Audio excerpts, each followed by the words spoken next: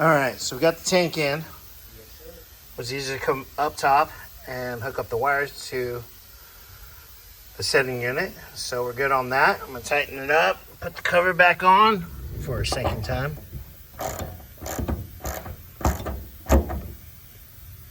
There you go.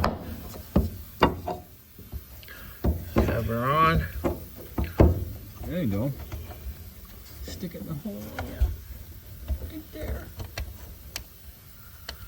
Look at that.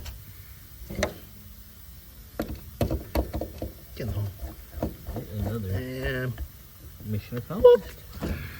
there you go. Very nice. And when I lift it back up, I'll show you the tank all in and how pretty it looks. All right, guys. All right. Like I said, I'll show you what it in. Looks good. Straps are tight. Good. Rubber pieces are in. But you got this field line. Some dummy cut the fitting and made rubber. Did you find the tip? No.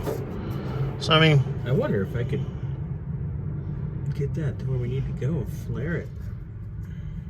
maybe. Maybe, huh? We'll look at that in a bit. Yep. I'm gonna go to the side. All right.